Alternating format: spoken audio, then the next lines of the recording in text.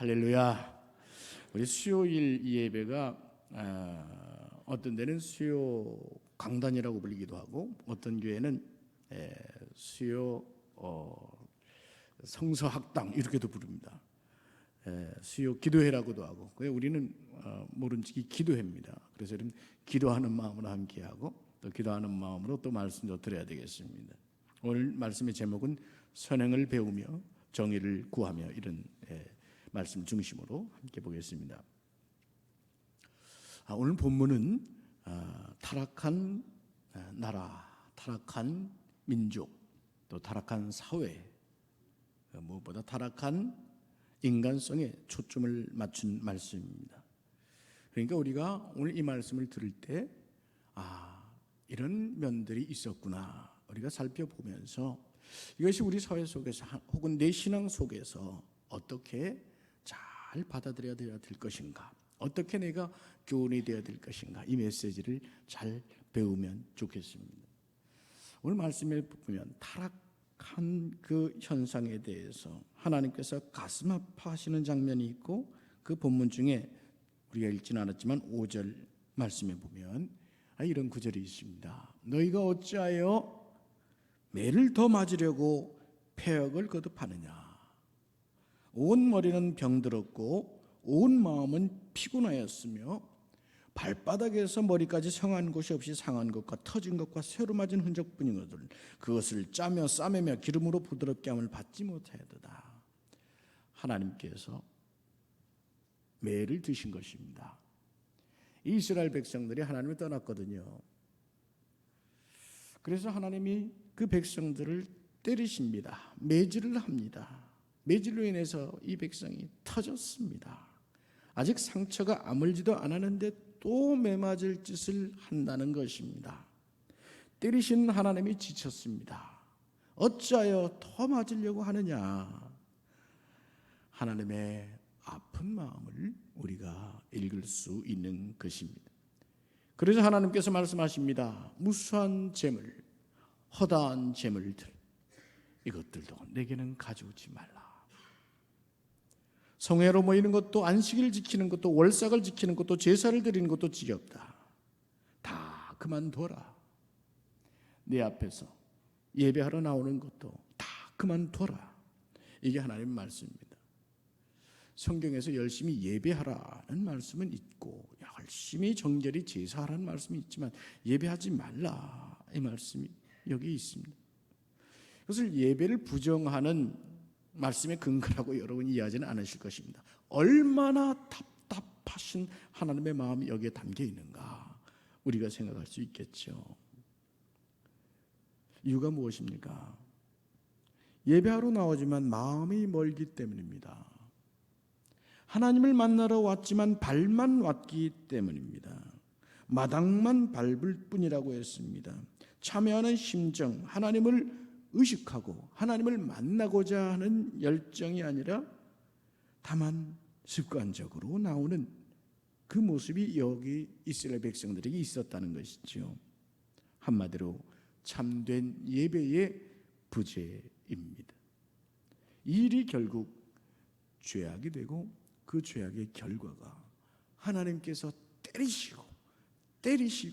때리시는데 여전히 정신을 차리지 못하고 더 맞을 짓을 하고 있다.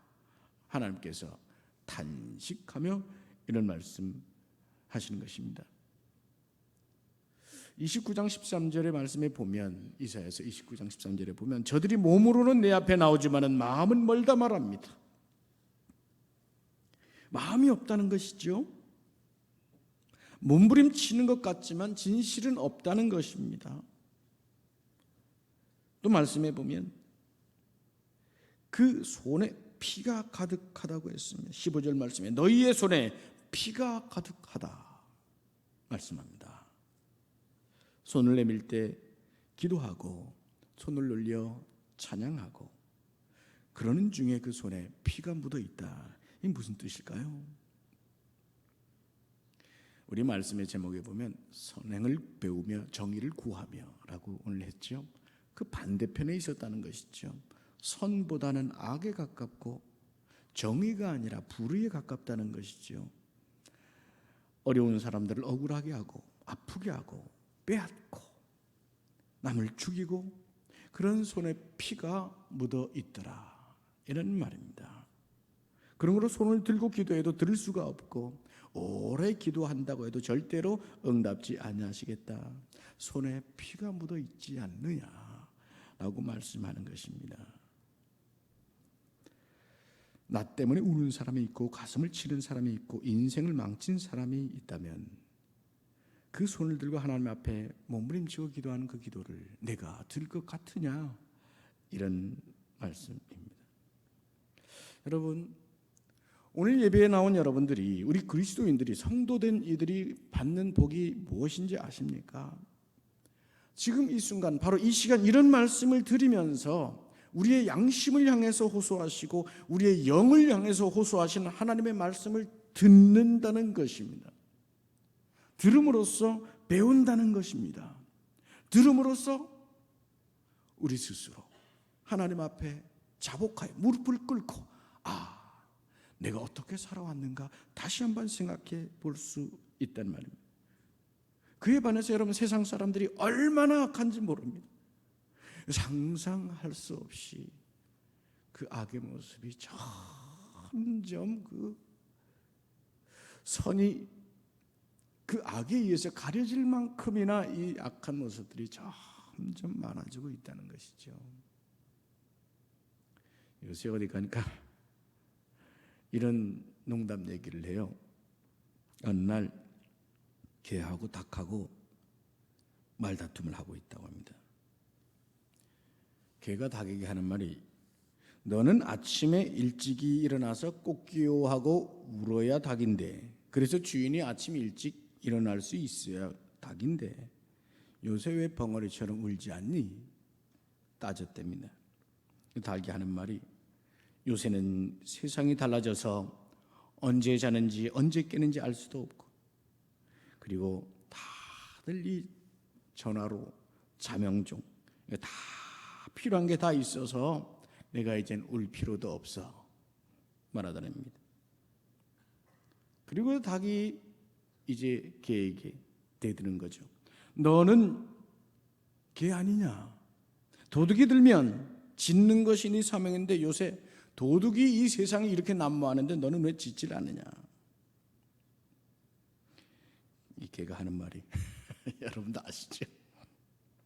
주인이 도둑인지 왜 짖냐 내가 그랬답니다. 사회 전반의 모습을 풍자한 그런 얘기겠죠. 여러분, 우리가 어디까지 왔습니까? 무슨 죄를 범하고 있는 것을 모르고 우리가 걸어가고 있습니다.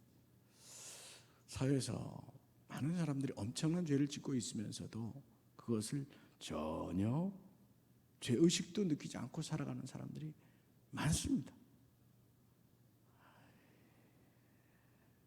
호세아서의 말씀에 보면 그 멸망의 원인을 이렇게 말합니다. 내 백성이 지식이 없음으로 망하는도다. 지식이 없음으로. 주님께서 십자가에서 하신 말씀이 있습니다. 하나님이여, 저들의 죄를 사하여 주옵소서. 자기들이 하는 것이 무엇인지를 모르기 때문입니다. 모르는 것이 문제입니다. 많이 배웠습니다. 여러분, 학력 얼마나 높아졌습니까? 대학 모자라서 대학원 박사도 지금 수만 명이 됩니다. 그런데 정작 알아야 될 것을 모릅니다. 그야말로 세상이 위기라고 말하고 어려움이라 말한다면 바로 이 선의 부재, 이것이 세상 속에 많이 있습니다. 어떻게 해야 되겠습니까? 바로 이때 희망을 어디에서 찾아야 되겠습니까? 하나님께서 우리에게 말씀하실 것입니다. 너희에게 희망이 있지 어디에 희망이 있겠느냐?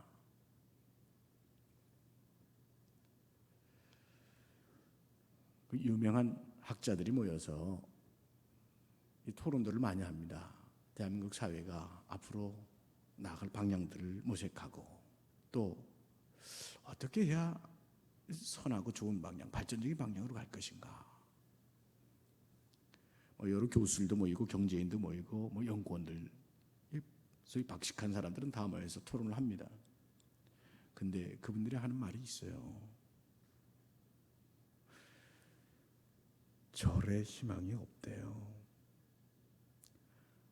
바깥에서는 철저하게 포장해 놓고 그 금권과 그 안에 권력과 또 이 철저하게 가려진 이 포장에 다 덮여져 있지만 그 안에는 문드러져서 희망이 없답니다. 그 외부에서 들으면 조심스럽긴 하지만 가톨릭도 마찬가지고요. 어느 회사고 어느 정치고 이게 전문적으로 들여다보면 희망이 없답니다.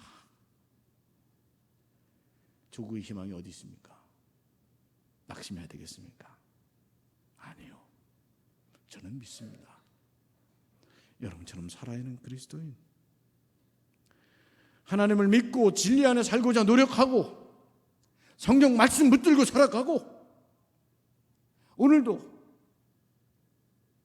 예배를 위해서 목숨 걸고 살아가고 바로 이런 사람들을 하나님이 쓰셔서 그 성을 세워가시고 그 나라를 세워가시고 이 조국을 세워갈 줄로 믿습니다. 하나님의 뜻은 어디에 있었습니까? 저 소돔성에 10명의 의인이라도 있으면 내가 그 성을 살리겠다 하셨어요. 여러분, 오늘 우리의 중심에 그 의식을 가지십시다. 그 의지를 가지십시다. 나 하나 먹고 사는 거 여기에만 관심 갖지 마시고 그 하나님 주실 거예요. 생각해 보세요. 은혜의 눈에는 한번 생각해 보실래요? 우리 오늘 이 권사님 기도 너무 뜨겁게 전 참 너무 고마웠어요. 목회자를 위한 기도도 좋지만 우리 교회가 은혜의 해로 비춰지는 축복을 주시옵소서. 여러분이 참 귀한 기도입니다. 우리 주님께서 오셔서 은혜의 해를 열었잖아요. 그 은혜의 관점에서 여러분 이렇게 살펴보면 우리들 오늘 살아있는 것도 하나님의 은혜인 줄 믿으시길 바랍니다. 오늘 이만큼 살아있는 게 은혜가 아니고 뭐예요? 새벽 제단마다 제가 빼놓지 않고, 물론 가끔 빼놓습니다만 기도하는 게 있습니다. 오늘 이날 여기 호흡이 있는 것이 하나님의 은혜라고. 아멘. 여러분, 우리가 살아있는 생명의 기회가 이게 얼마나 큰 은혜예요. 깊은 묵상 속에서 한번 생각해 보십시오. 내가 나의 자를 떠나서 내 인생을 이렇게 한번 보면서 내가 무슨 공로가 있어서 이만큼 복을 받고 이만큼 살아가고 있냐 이런 말이에요. 오늘도 봤더니 저 아프리카에는 140만 아이들이 아사 직전이래요. 140만이. 오늘 30대 때 먹을 거 있죠. 집에 가면 냉장고 뭐 있죠. 여러분 부자인 줄 믿으시길 바랍니다. 정말이에요. 세계에서 쭉 통계로 대놓고 보면 우린 정말 부자예요. 아마 우리 중에 제일 가난한 사람도 북한 가면 떵떵거리는 입장일걸요. 이만큼 살아있는 것, 이만큼 풍요로운 것 하나님의 은혜인 줄 믿으시길 바랍니다. 그만한 이유가 있어요. 살게 하시는 이유가 있어요. 하나님께서 이 시대에, 이 조국에, 특별히 이 지구상에 기도하는 사람들이 필요했던 거예요. 예배하는 자들이 필요했던 거예요. 하나님께서 왜 이스라엘 백성들을 택했게요? 하나님 왜 아브라함으로부터 시작해서 이스라엘 백성들을 택하신 이유가 뭐예요? 출애굽기에 나와서 뭐라고 그래요? 너희로 제사장 나라, 따라서요. 제사장 나라. 제사장 나라 삼기. 제사장 나라가 뭐예요? 너희가 제사하는 백성, 예배하는 백성으로 살아감으로 인하여 다른 나라들이, 다른 민족들이 더불어 살아가게 되는 것이다. 이거예요. 제사장이 뭐예요? 제사드림으로 인해서 주변 사람들이, 백성들이 살아가는 거 아니에요? 백성들은 성소에 들어가지 못합니다. 뜰에 서 있습니다. 그 안에서 제사장이 제사를 드리고 그러면서 백성들이 살아가게 되는 바로 그 이치예요. 오늘 여러분은 왕 같은 제사장이라고 베드로 사도가 말씀하셨죠. 왕 같은 제사장 삼아 이 땅, 이 나라, 이 민족 혹은 여러분이 살아가는 삶의 자리, 그곳에 하나님의 성령님의 역사, 기름 부으심의 역사가 있기를 하나님이 원하시는 것을 믿으시길 축원합니다. 그 마음으로 살아가시는, 그 마음으로 살아가시는. 그래서 차근차근 오늘도 오늘 말씀 붙들고 배워가는 겁니다. 알았지만 다시 배워가는 것입니다. 다시 선을 배우라, 선을 배우라, 선을 배우라. 주님께서 이 말씀하시는 거예요. 무엇이 선인가? 무엇이 정의인가? 이것을 다시금 생각해 보라는 것이죠. 16절 말씀해 보시겠어요? 너희는 스스로 씻으며 스스로 깨끗하게 하여 내 목전에서 너희의 악한 행실을 버리며 행악을 그치라고 했습니다. 그리고 선행을 배우며 정의를 구하며 학대받는 자들을 도와주며 고아를 위하여 신원하며 과부를 위하여 변호하라 하셨느니라. 선한 행실, 그것을 하나하나 배워가야 되는 것입니다. 교육 철학의 서론이라고 하는 책이 있습니다. 넬러라고 하는 분이 쓴 책인데 거기에 지식이라고 하는 것을 4가지를 알려줍니다. 사람의 지식, 첫 번째가 계시적인 지식이라고 합니다. 영감 속에, 우리의 영감, 통찰력 속에 하나님께서 비추어 주신, 부어넣어 주신 계시적 지식입니다. 이것은 예수 믿는 사람들, 심지어 안 믿는 사람들에게도 해당되는 지식일 수 있습니다. 왜냐? 양심이라는 게 있잖아요. 그래서 자연계시라는 말을 쓰잖아요. 그렇죠? 자연적으로 모든 사람들에게 하나님께서 부어주시는 그 계시적 지식, 이게 있단 말입니다. 두 번째는 이성적 지식입니다. 교육을 통해서 점점점 자라가면서 얻게 되는, 이성에 채워지는 그런 지식, 경험적 지식이 있다고 했습니다. 경험을 하면서, 사회생활을 하면서, 사람들과 관계하면서 얻어지는 그런 지식들이 있죠. 감성적 지식이 있다고 했습니다. 감성에서 얻어지는 그런 지식, 이런 것들이 있습니다. 마지막으로 가장 중요한 지식이 권위적 지식이라고 했습니다. 권위적 지식, 무슨 말이냐? 내가 지금 납득은 할 수 없지만 그분이 말씀하시니까 따르는 것, 하나님께서 말씀하셨으니 따르는 것. 오늘 이 시대엔 대단히 중요한 믿음의 가치 혹은 참된 지식이 아닐 수 없습니다. 근래 이 시대가 부성상실의 시대라고 말합니다. 부성상실이 무엇이냐? 아버지가 없다 이 말이에요. 아버지의 성, 아버지의 성품, 이런 것이 상실된 시대라는 거예요. 권위가 무너졌다는 뜻입니다. 권위를 인정하지 않는다는 것입니다. 윗사람이 없다는 거예요. 실제로 사회적으로 여러분 가만히 보십시오. 선거를 하려고 그러면 여러분 많이 망설여지고 그런 거 있을 거예요. 누구를, 옛날에는 묵직한 사람 한 사람이 있어서 이래라 하면 사람들이 듣고 거기에 순종하면서 이렇게 갔는데 그게 자꾸 무너지고 있다는 거예요. 그게 위험한 사회라는 겁니다. 권위를 다시 세워가야 될 때인 것입니다.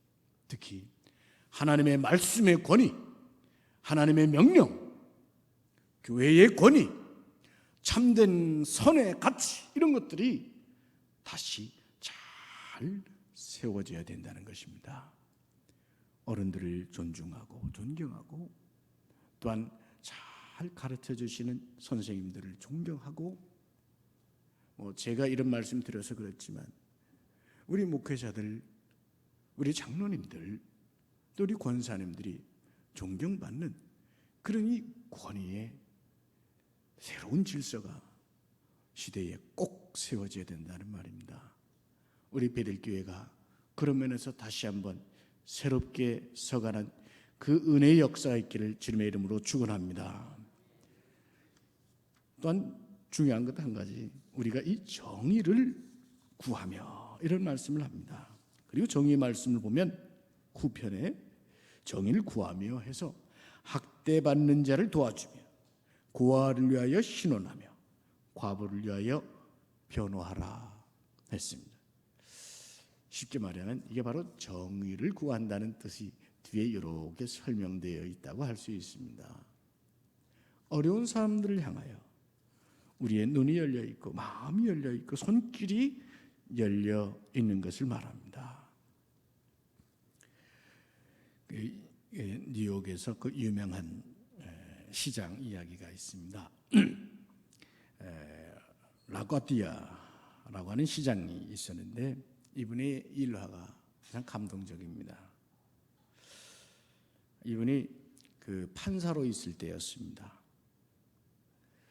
어떤 나이 든 노인네가 이 겨울에 너무 배가 고파서 부들부들 떨다가 아무래도 굶어 죽을 것 같기에 빵집을 지나가다가 그만 저도 모르게 빵에 손이 가고 말았습니다.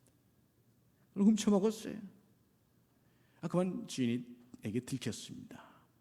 끌려왔습니다. 끌려올 때 끌고 가는 것도 끌고 가는 것이지만 이 사람들이 이 사람이 너무 안 됐다 싶어서 따라왔답니다. 그 재판관 어떻게 재판하나 보자. 이런 가여운 노인이 배고파서 빵 하나 훔쳤는데 그것도 틀림없이 배가 고파서 자신도 모르게 손이 나갔는데 이걸 어떻게 재판을 하는가 궁금하게 여겨서 동네 사람들이 같이 이렇게 왔다고 합니다. 그래서 이 재판장이 그 노인의 얘기를 가만히 듣더니 벌금을 내립니다. 벌금 액수는 10불, 10달러 벌금을 딱 때립니다. 그래서 사람들이 웅성웅성거리죠. 아니 저 불쌍한 노인네가 돈이 없어서 저 빵을 훔쳐먹은 건데 그 10불 벌금을 때리면 이거 어쩌란 말인가 웅성웅성하고 있습니다. 그때 이 재판장이 자기 호주머니에서 지갑을 꺼내더니 10불을 꺼내면서 그걸 떡 내놓습니다. 할아버지 이거 가지고 가서 벌금 내십시오. 그리고 말을 합니다. 이렇게 배고픈 사람이 있다는 것을 잊어버리고 나는 내가 먹는 음식만 즐기고 있었습니다. 이 벌금은 제가 내야 마땅합니다. 감동적인 얘기입니다. 그리스도인들의 강점이 바로 여기 있습니다. 오늘 16절에 뭐라 말씀합니까? 너희는 스스로 씻으며 스스로 깨끗하게 하여 내 목전에서 악한 행실을 버리며 행악을 그치라고 말씀합니다. 불쌍한 사람들을 위하여 스스로 우리의 손을 씻어야 되고 또한 우리의 양심을 씻어야 되고 우리의 믿음을 씻어야 된다는 말입니다. 내 마음의 문제가 무엇이는가? 나만 바라보는 내 중심의 사고들이 있지 않았는가? 그리고 내 문제 혹은 내 아픔 혹은 내 슬픔, 내 과거의 상처 여기에만 몰입되어 있지 않은가? 그래서 분노가 솟아나오고 시기가 솟아나오고 질투가 솟아나오고 이 어두운 감정들이 나를 늘 붙잡아두고 있지는 않은가? 이걸 생각하자면 말입니다. 여유는 어디에서 나오는 것입니까? 이웃을 향한 손길은 어디에서 나오는 것이고 사랑은 어디에서 나오는 것입니까? 우리의 욕망에서부터 자유할 때 아니겠습니까? 거기에 사랑이 나오는 것입니다. 한 가지 더 해볼까요? 행복은 어디에서 오는 겁니까? 받는 데서입니까? 주는 데서입니까? 우리 그리스도인들의 강점이 바로 이것입니다. 주고도 남음이 있는 것, 줌의 행복을 누릴 수 있는 것, 나눌 때 그 행복을 누릴 수 있는 것, 이것이 우리 그리스도인들의 가장 큰 강점 아니겠습니까? 선을 배우라, 정의를 구하라 말씀합니다. 잘못 배웠기 때문에 무엇이 잘하는 일인지, 잘못된 것은 무엇인지 이제 분별할 수 있어야 되는 것입니다. 염려는 그만합시다. 사회가 어떻다 서두에 말씀드렸지만, 세상은 에덴에서부터 쫓겨난 이후로 지금까지 타락의 길을 걸어오고 있습니다. 한숨을 쉴 필요도 없는 것 같습니다. 조용히 그러나 분명히 시작하는 것입니다. 참된 역사는 창조적 소수에서부터 발전되어 왔다고 말했습니다. 오늘 이 수요예배에 있는 우리가 고요한 중에 하나님께서 원하시는 그 선, 하나님께서 원하시는 그 지식, 하나님께서 원하시는 그 정의, 그것을 하나하나 배우고 깨달아가며 실천해가며 삶을 살아가며 시대의 빛이 되고 민족의 희망이 되고 우리 교회의 힘이 되시기를 주님의 이름으로 축원합니다. 기도하십시다. 하나님 아버지, 주의 말씀을 붙잡습니다. 선을 배우라 하셨습니다. 정의를 구하라 하셨습니다. 이 시대 속에 희망이 어디 있습니까? 주여, 우리 베들교회를 축복하여 주시옵소서. 오늘 예배자들을 축복하여 주시옵소서. 우리가 시대 속에 희망이 되게 하시고, 교회 속에 희망이 되게 하시고, 민족 속에 희망이 되게 하시고, 열방 속에 희망이 되게 하여 주시옵소서. 오늘 여기까지 살아있는 이것이 은혜인 줄 고백합니다. 하나님, 우리가 은혜 안에 있음으로 인하여 이 은혜를 받은 자로서 세상에서의 사명을 감당케 하시고, 가정에서의 사명도 감당케 하시고, 일터에서의 모든 직장과 생업과 모든 삶의 자리, 이만큼 하나님이 부으신 은총들을 감사하며 우리 인생의 사명 다하게 하여 주시옵소서. 사랑하는 주님께서 우리를 품으시고 우리 생의 호흡이 닿은 날, 잘하였다, 착하고 충성된 종아, 그 칭찬이 우리 인생의 것이 되게 하여 주시옵소서. 예수님의 이름으로 기도하옵나이다. 아멘.